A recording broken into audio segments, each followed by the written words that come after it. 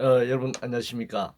2019년 8월 30일 금요일 신문사설 비평을 시작하겠습니다.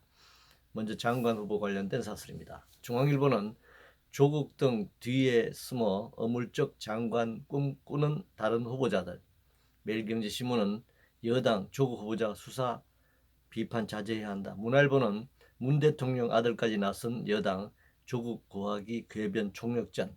또 문화일보는 심상정의 바뀐 조국 잣대 여당과 선거법 거래 아닌가 하면서 비판하고 있습니다.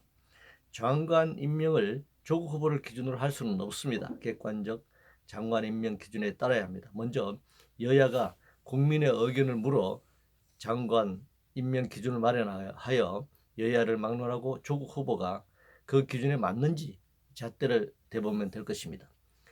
그 기준에 미치지 못하는 후보는 조국이든 누구든 사퇴시켜야 하고, 이미 임명된 장관들도 마찬가지로 그 기준에 따라 사퇴 여부를 결정해야 할 것입니다. 국정농단 관련해서 조선일보는 삼성에 대한 수사와 재판을 거친 뭔가라는 제목의 사설에서 대법원이 29일 이재용 삼성 부회장 2심을 파기했다. 삼성 흔들면 누가 그 뒤를 감당할 수 있나, 이렇게 비판하고 있네요. 동아일보는 국정농단 유무죄 판단 매듭, 불행한 역사 접고 다음 장으로 가야 한다. 매일경제신문은 다시 총수 부재 위기에 내몰린 삼성. 중앙일보는 제왕적 대통령 권력의 부패 경고한 대법원 판결이라는 제목의 사설에서 박근혜 전 대통령 뇌물 혐의에 대한 항소심의 유죄 판단을 그대로 인정하는 대법원 전원 합의체 판결이다, 이렇게 지적하네요. 문화일보는 권력 강요 따른 기업의 묵시적 청탁 갖다 댄 코드 판례다, 이렇게 비판하고 있습니다.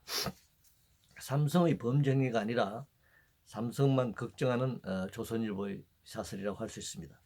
정유란 말 뇌물보다 더 큰 불법 상속 정려 그리고 탈세 문제는 이번 재판에서는 포함되지도 않았습니다. 지주가 위기에 처하면 농업이 붕괴되니 지주 체제를 보호하자는 주장을 수구보수 자본신문들이 펼치고 있네요. 따라서 재벌의 역사를 청산하지 않고 미래로 가자는 주장은 일본의 침략과 지배를 청산하지 않고 한일 관계의 미래를 주장하는 것과 같은 논리를 펴고 있습니다. 재벌 총수 부재가 아니라 재벌 체제 유지에 골몰하고 있습니다. 제왕적 대통령제가 아니라 부패 재벌 공화국이 한국 사회의 문제의 핵심입니다. 한미동맹 관련해서 동아일보는 한미동맹 기반 흔드는 문재인 정부의 경솔한 외교라는 제목의 사설에서 한일 군사정보보호협정 지소미아 종료 결정에 대한 미 정부의 비판이 계속되고 있다라면서 지적하고 있습니다.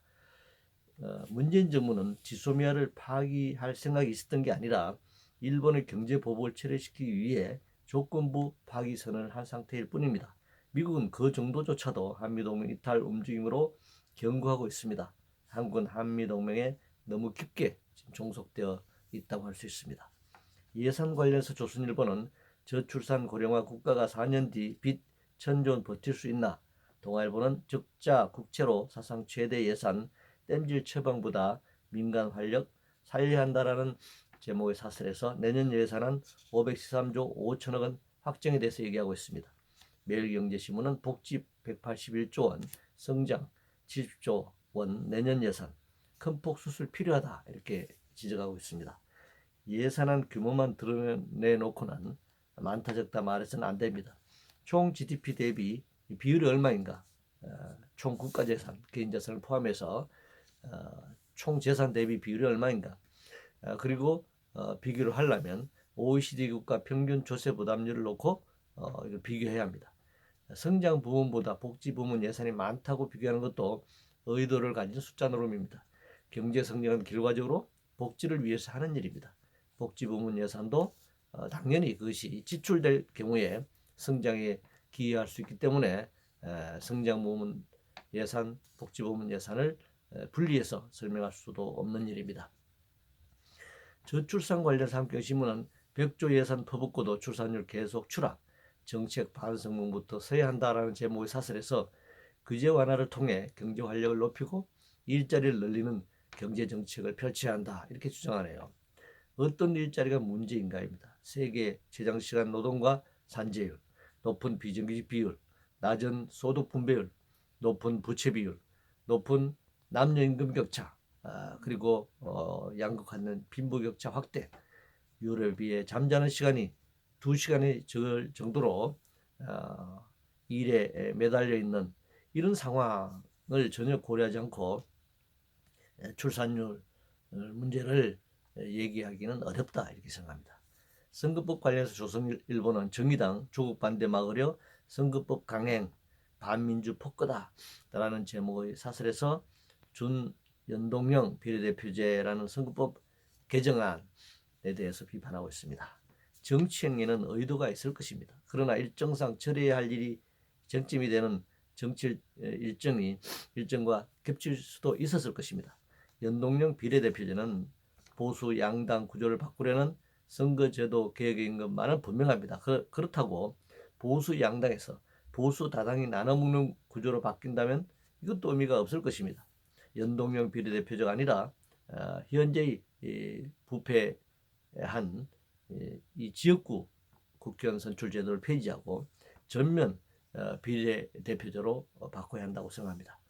제조업 관련 상경신문은 제조업 유통시킬 방법 일하면서도 안 쓰는 일은 없어야 한다라는 제목의 사설에서 급격한 최저임금 인상, 획일적인 근로시간 단축 등 각종 노동 규제, 현실과 동떨어진 환경 안전 규제 때문이다 이렇게 지적하고 있습니다.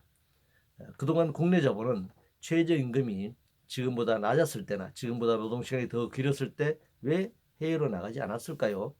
지금 그런 식으로 임금을 쥐어짜고 장시간 노동 체제를 유지한다고 해서 해외로 나가 있는 자본이 한국으로 유턴할 수 있을지 의문입니다.